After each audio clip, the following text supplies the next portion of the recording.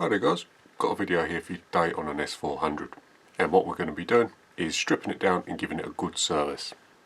So this has been sitting around now for about 2 years, not been shot in that time, and it probably needs a service. It's still holding air.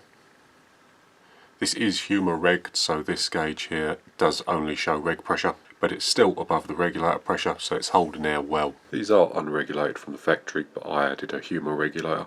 So the first thing we're going to do is remove the stock. That's with a 5mm Allen key in this hole here. There's the stock. Next we're going to need to depressurise the rifle, so we're going to take the filling cap off, like so, and we'll get the moderator out of the way. It's using a 2.5mm Allen key, just undoing that grub screw there.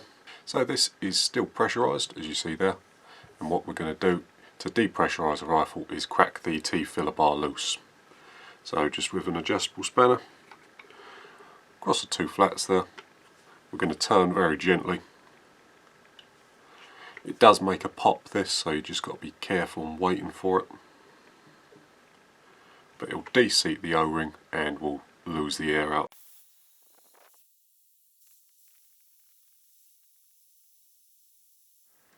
Right then, as all the air bled out, you see on the gauge there we're reading 0.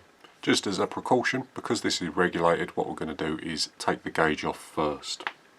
So what this will do is just bleed off any residual air that's left behind the regulator. And we can take that off with a 3mm Allen key in this hole here. Air comes up through here and fills the gauge.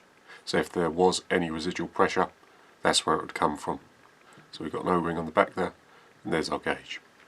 Right then, so we'll start at this end first, and what we're going to do is just take the T-filler bar off. So this is the fill valve assembly. This is just a one-way valve to stop air from leaking back through the cylinder, and we'll replace all the O-rings when we put it back together. Next we'll remove the barrel band. That's with a 2mm Allen key in the grub screws in either side. You don't need to take them all the way out. Comes off as one piece there. Next we'll remove the cylinder, the trigger and the hamspring assembly from the block. I've already taken all the anti-tampers out. Normally on the S400 and 500s they use an anti-tamper in this hole here and this one here, and sometimes even the gauge hole. And what that is just a blanking filler plate that they press into these holes to stop you getting at the screws. Now if you're interested in how to take them out, I do have a video on a HFT 500 where I show the whole process. But obviously this one's already done, so I can't show you. So first off, using a 3mm Allen key in this hole, take that screw out, and then the rest on my rifle are 2.5mm Allen keys.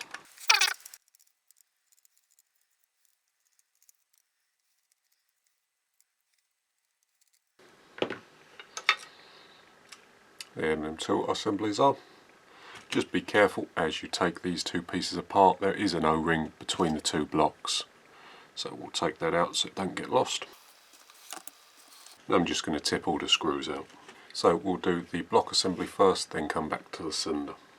So first we'll remove the barrel. And that's done using a 2.5mm Allen key in these two grub screws here. Don't have to take these all the way out. Just get them so they're flush with the top of the block. Next on the underside, using a 1.5mm Allen key, we'll just take this grub screw out. And then the barrel should be able to be pulled out. There it is there. Air arms, skinny barrel. Only 12mm in diameter this barrel. The last thing we could take off is this brass transfer port here, but this is glued on. And on my rifle it doesn't need to come off, so I'm going to leave it on. But if you needed to get it off for any reason, a small amount of heat would break the Loctite and then you'd just be able to pull it off. But we're going to be leaving it on. Next we'll take the pellet probe out. That's done with a 3mm Allen key in this screw here. That removes the cocking dog and then allows the pellet probe to be pulled out from the back. We can disassemble this a little further by taking the cocking handle off. That's just with a 3mm Allen key in the back. These can be quite tight. But there we have it there, cock and handle off. And then that's the block fully disassembled. The eagle-eyed among you may spot the damage on the side here. This was done when we had to remove the anti-tamper shear bolt. Now I didn't do this. At the time of buying this rifle I didn't actually have a drill press or a milling machine at my disposal, but I did know someone who did. So I asked them to drill the anti-tamper out, and unfortunately when doing so they did damage the block. If you did want to get this out without damaging the block, you could use one of two things. Number one, a left-handed drill bit. Get this in a drill press vise. You can take the air cylinder out without taking the anti-tamper out, so you could literally just hold this piece in a drill press vise and whiz it out with a left-handed drill bit. If you didn't have a left-handed drill bit or a drill press vise, what I have seen some people do is get a centre punch, nice and carefully mark the edge of the anti-tamper screw. In these rifles it's a shear bolt, and what you can do is centre mark one side of the shear bolt and then using a nice little punch just punch the shear bolt round. They're not normally done up very tight, so with a little bit of patience you can do it, and if I'm honest, that's what I should have done. But we'll put that to one side, and now we can start disassembling the cylinder.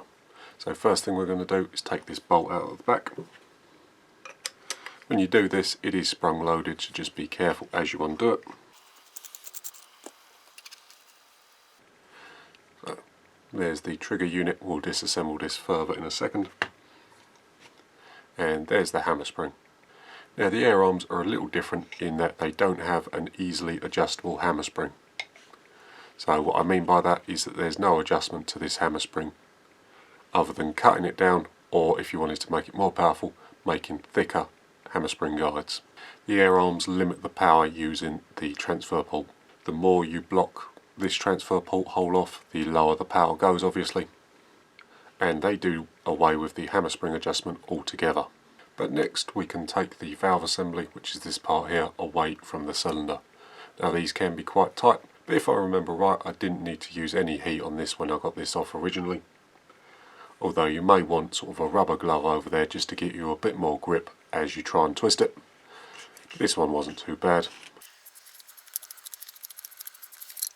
And this one is a regulated version, so it doesn't have the extended brass pot or plenum that's on this part here. That's been taken off as this one is now regulated.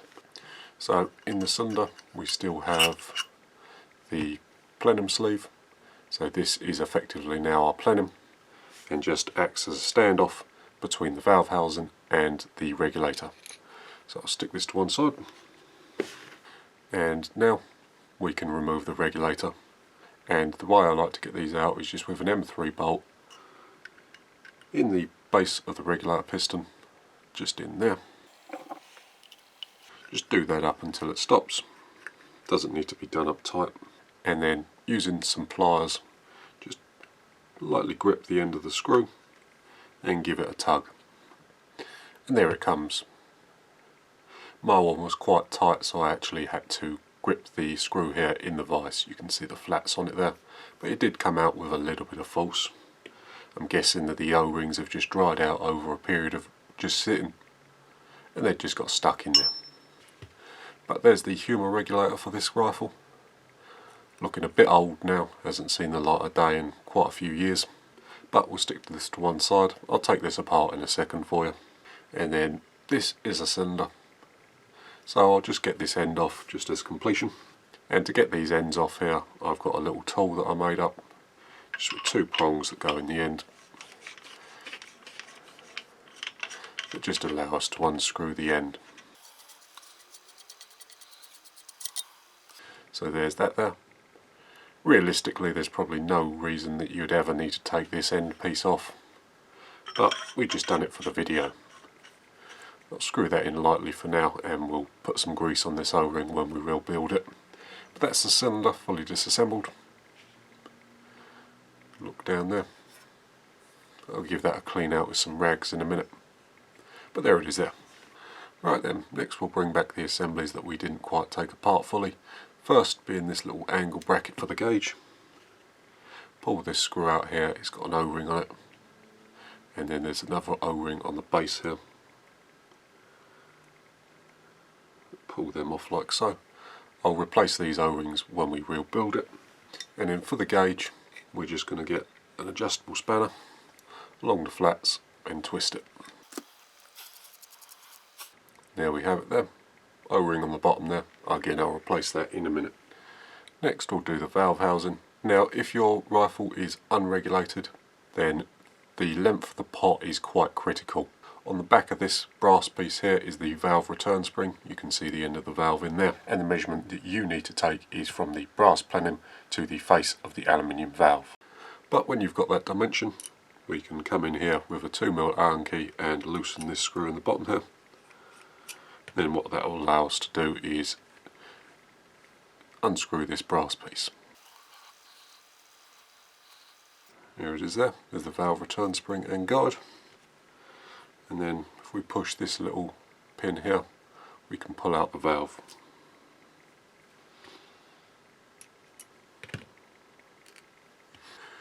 Right then, now we've got this out, there is something to look out for on these valves. Now if we take a look at the sealing face, which is this face here,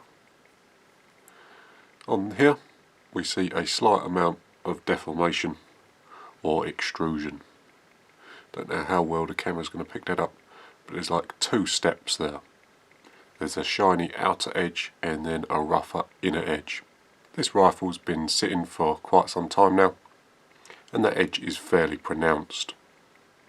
You run a pick across it, you can actually feel the bump there quite substantially. So this would be due for replacement. If you're a member of the Airgun forum, there's a very good post on these firing valves by Cloverleaf. He's sort of the air arms go-to fella, and he does have a very detailed post on the effects of that deformation in the firing valve. So I'm not going to be replacing mine, but I am going to be refacing it. But I'll do that shortly, and I'll put this to one side for a second, and then that's the valve assembly fully disassembled. We'll stick that to one side, and the last piece of the puzzle is the trigger. So using a flat bladed screwdriver, we're just going to take these screws out in the side and we'll expose the trigger. Now to get plates out like this, what I use is an O-ring pick or one of these nylon O-ring picks. They're useless for O-rings but quite good for stuff like this. And what we're going to do is just tease the edges up. Not putting great amounts of pressure on anything, and if we get it cocked to one side here, we'll just push that side down and it will bring the opposite side up. So there's the plate off there. And that exposes a very nice trigger. So a fully adjustable two-stage trigger with adjustable trigger weight as well. So you can see the sears there and how they work. So this front grub screw here is the first stage, this one is the second stage, and this one over here is the pull weight, as we see there. Very nice trigger indeed. So if we cock the rifle, or it's not got a hammer in it so we're fake cocking it, you see first stage is engaged, and as we pull through it hits the second stage grub screw, and more pulling just allows the sear to fall and the hammer to fly forward. I'm just going to put the plate on this side so nothing falls out while we're not looking. And next I'm going to use a 3mm Allen key and just take out these screws here. That allows the trigger guard to come off, and then we just got another screw in the back here with a 3mm Allen key. And then from this side we've got a screw in here, and that's using a 2.5mm Allen key. But there's the hammer housing there. Put that to one side. The hammer housing is an ambidextrous item. It just has this blocking pin here to stop the cocking handle rotating in that direction. If you wanted to convert the bolt to left-handed cocking, all you'd need to do is remove this pin and replace it in this side here. But I'm going to leave it as is, and we'll stick this to one side. And very lastly, what we're going to do is take a look at the reg. So before we begin, we need to note the pressure that it's set to at the moment. Now I know from reading the Huma website and from looking on my regulator there that it's set to 90 bar. Mine is the S400 classic length, so it's the long barrel, and the regulators are set at 90 bar. The shorter barrels are set slightly higher at 100 bar. But if your sticker had completely fallen off and you want to see the pressure before you start taking it apart, what you're going to need to do is get yourself some calipers and measure the distance between the top of this brass part here to the top of the aluminium. So in my case it's 2.74, 2.75, roughly in that area, and that's set to 90 bar. So now we know the set pressure, we can start taking it apart, and the first thing we're going to remove is the snap ring in the bottom. I've got my snap ring pliers. There it comes there. Next, using the same M3 screw that we used before, I'm just going to screw that in until it stops, and then pull the regulator piston out. Now this part here is the sealing surface, so don't lose that. Then we have a number of Belleville washers, 2 O-rings, and the adjuster screw is still in the regulator housing. So on my rifle we have stacks of 2 Belleville washers cupped 2 one way, 2 the other way. So there they are there. Leave the stack on for a minute, but I'm going to be removing and replacing the O-rings. Next, using a flat bladed screwdriver, we're going to remove the adjuster screw.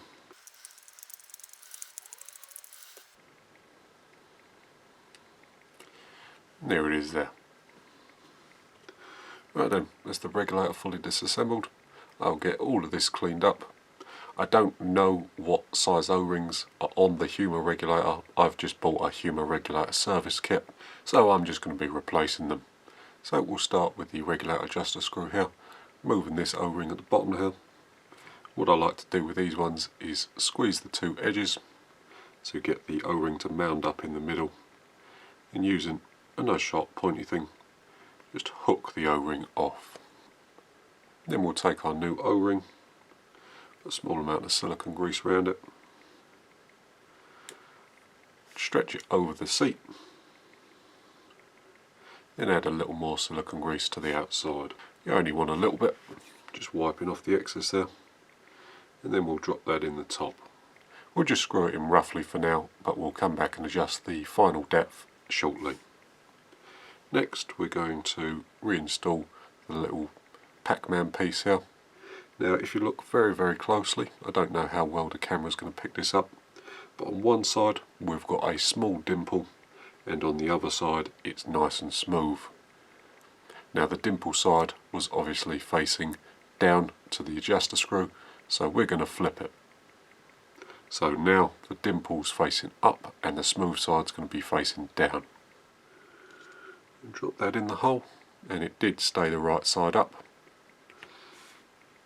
So we're going to leave that to one side for a second. Next we're going to remove the O-rings along the regulator piston, same way in which we did the ones on the adjuster screw. Once that one's off, we can remove the Belleville washers. There they are there. A fair amount of old oil on them, so I'm just going to clean them up. Then we'll remove this O-ring at the base here. Again, just squeezing the sides and hooking the old one out. Next we'll put back the Belleville washers. I just gave them a clean up. Some people like to run oil on theirs. I prefer mine to run dry with just some dry lube on them. So I'm going to put some dry lube on. Doing it over a tissue because this dry lube does get everywhere.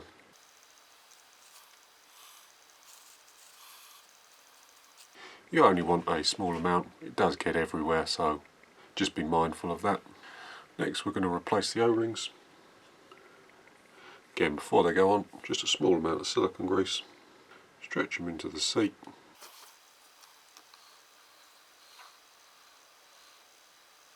Like that, and then we can push the piston into the base there. Reinstall the snap ring, making sure it's seated nicely, and then we'll replace these outside O-rings. Again, just a small amount of silicone grease around the new O-rings. Put them over the seats. Then I'm just going to add some extra silicone grease just to the outside. These O-rings do go over a thread, so you want them to be nice and lubricated. Now, as I was handling the regulator, the little sticker fell off. No surprise, it's quite oily and the glue's failed, but luckily we took the measurement before we lost the sticker. So we're at 3mm at the moment, and we're aiming for 2.75.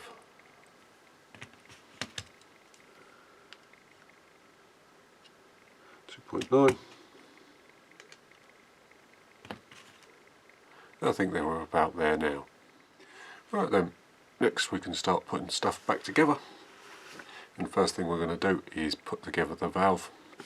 Now off camera quickly, I've just refaced the end of the valve and there's no longer a step there to the eye. Don't know how well the camera's going to pick that up, if at all, but it's turned down and there's no longer a step there. So we're going to be putting that back in. And then putting the valve return spring and the brass piece at the end there. Now on the regulated guns we just do this all the way in. Although if your rifle was unregulated you need to reset the pot to the correct position that you measured earlier. Next, with a 2mm Allen key, we're just doing up the lock screw. Doesn't need to be done up tight, it just presses a small piece of plastic against the threads to stop it from twisting as the valve goes in and out. That's that piece there. Next we'll put the regulator back in the cylinder. So I've given it a little clean in there. Don't know how well the camera's going to pick that up, but we're just going to stick the reg in the end. Nice firm pressure, nice and carefully. Obviously these O-rings don't want to tear as they go across the threads. Next I'm going to drop in the plenum spacer, and what we're going to do is push the reg down until the plenum spacer is just below the threads, like so. Doesn't matter if you go a couple mil too deep, as when the cylinder pressurizes it will force the regulator against the valve housing, but you don't want to be coming in here with the valve housing and using that to press the regulator down. So what we're going to do is align the cutout with the valve housing, tip it up like so, and then screw in. Before we go all the way, I'm just going to add some silicone grease to this O-ring here. Good amount. Doing that up nicely, and then just wiping off the excess. Do the same at this end, and if you did need to replace these O-rings, they are BS sized and they are number 213. There that is there. Next we'll reinstall the one-way valve assembly and the T-bar fitting. Now I've already replaced all of these O-rings, but if you needed to replace this one, it's again a BS size and it's number 005, and this one is a 90 Shaw. This one is a 12 by 1.5 and these two here are 12 by 2s. So small amount of silicone grease on each of these O-rings, a one-way valve in there, and then screw in gently. Before you do this one up, just make sure that it's not being pinched by the fitting itself. And then using an adjustable spanner, do that up nice and tight. Next we'll put the gauge assembly back on, and again I've already replaced the O-rings, but if you needed to replace the gauge one, it's a BS008. The O-ring on the screw here, this one here is a BS011. Just seat that O-ring there. So we'll just seat that O-ring in there. And this one is a 6 by 1. So first we'll just put the gauge back on, and then nip that up with an adjustable spanner, like so. Just getting the air arms aligned vertically. Next we'll put the gauge block back on using a 3mm Allen key, doing that up nice and tight. Again, just making sure that the gauge block is in line with the cylinder. And then we'll bring back the trigger unit, and before this goes back, the only thing I'm going to do is just add a small amount of dry lube just to the moving parts, so it all moves across each other nice and easily. So we'll do that up with the flat bladed screwdriver.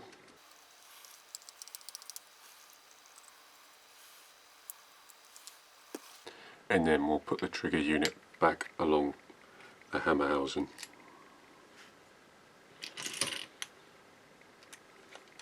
So this back screw is done up with a 3mm Allen key, and this front one is the countersunk one in the front there. That's done up with a 2.5mm Allen key. Doing them up nice and tight. Next we'll put the trigger guard back on, again using a 3mm Allen key. Then we can bring back the valve assembly. So we'll stick the hammer on first, then take our hammer housing, gently put that over the top. Wiggle everything into alignment, and then put the large screw in the back, doing it up with a 5mm Allen key. So we don't need to do this up really tight yet, we just need to nip it up very gently, and what this will allow is a very slight amount of rotation when we go to screw the block on.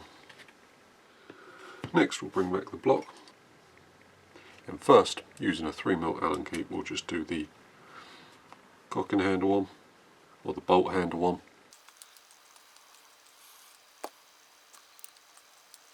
We'll do it up tight, then back it off. Then next, using a very small amount of moly grease, we only want a tiny amount on this.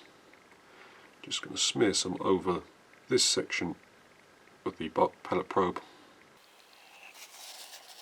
and then wipe the excess off. We don't want a lot here, as it's very easy for it to migrate into the hammer well, so we just want a very small amount. If you did want to replace the O-ring on the back here, this little cushion, it's an 8 by 1.25, but we're just going to be leaving it on for now. And next, take our cocking dog, screw that in.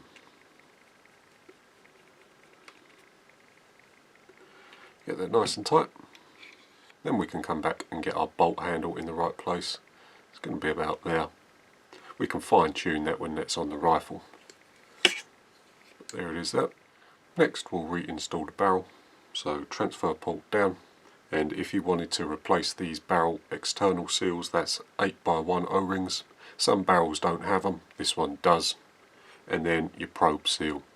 Now Air Arms doesn't give it a specific size on the website, but probe seals are normally 4.5 by 1.5 for 177s and 5.5 by 1.5 for 22s. But I already changed mine off camera. I'm just going to be gently pushing the barrel in, getting it home, and then we're going to be putting the little grub screw in this hole down here. We're not doing that up tight yet, we're just leaving it loose so the barrel can still spin. And then with a 2.5mm Allen key, we'll just do these grub screws up, making sure that our transfer port is aligned.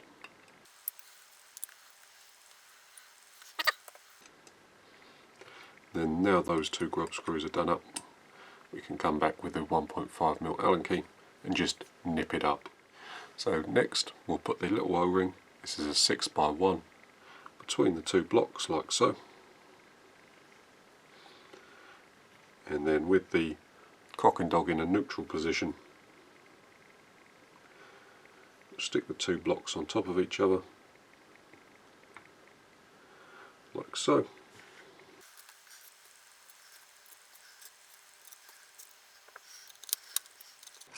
And what we're going to do first is just get all the screws started. It's using a 2.5mm Allen key. And then this last one here is a 3mm. Making sure that the block's going down nice and evenly. And then what we're going to concentrate on is these four in the front block here. So doing them down nice and evenly.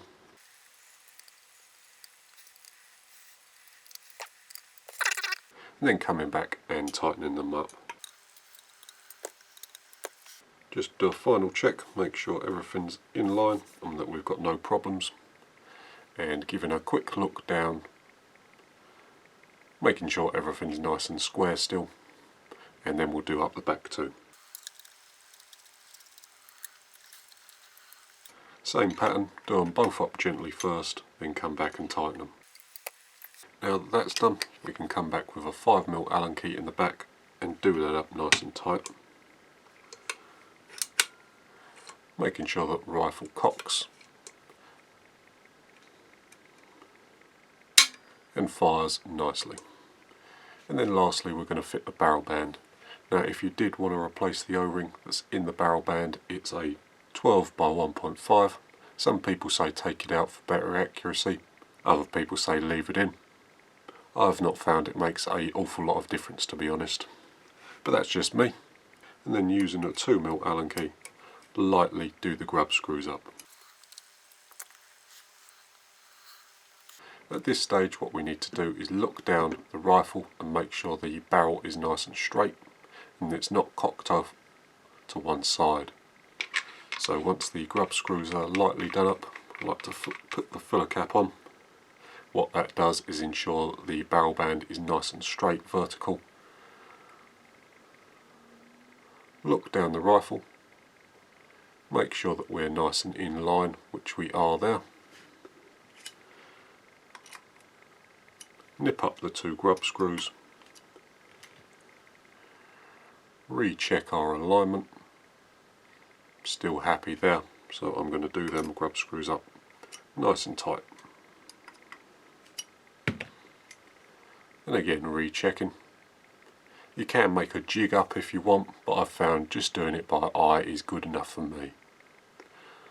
If I'm servicing the rifle I take the scope off anyway, so re-zeroing is inevitable.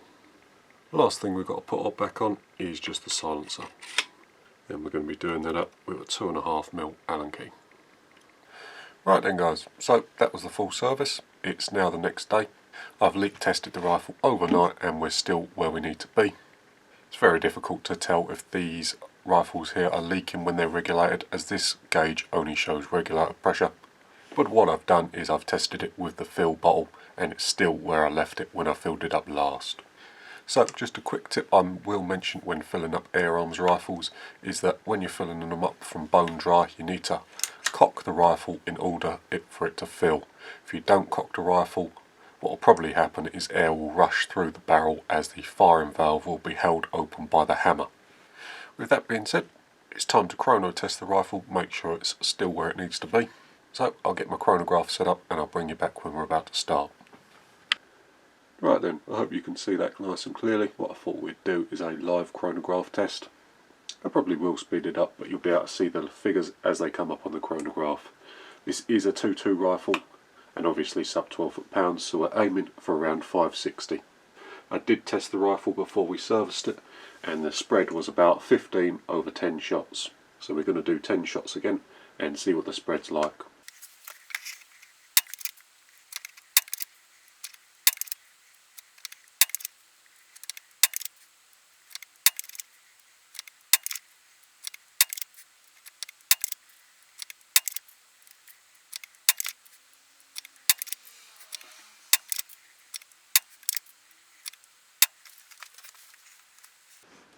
Right then, so that was a fair number of shots there, and as you saw over the chrono, I think we had a low of 569 and a high of 575, so a 6 feet per second spread, which I'm more than happy with.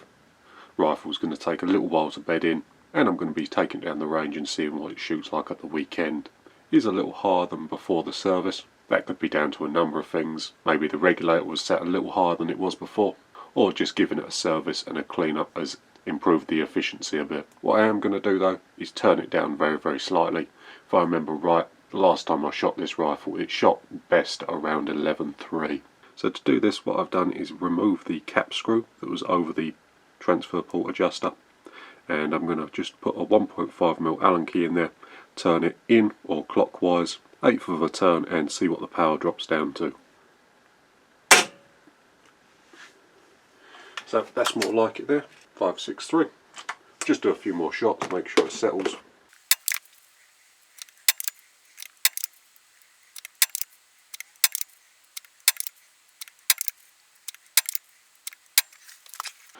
Right then, so I'm happy with that. That's 10 shots, spread of 6. I think the lowest was 563 and the highest was 569. So well good enough for a try down the range. So with the servicing and the chronograph test complete, the last thing to do was take it down the range. And I'm really happy with how this thing performs. So here's the range card. This was done at 50 yards. 2-2 obviously, so the groups are a little bigger than they would be for I-177. But most are close, if not under a 5p piece.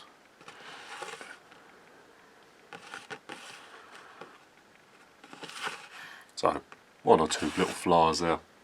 But for a 2-2 at 50 yards, I really can't complain.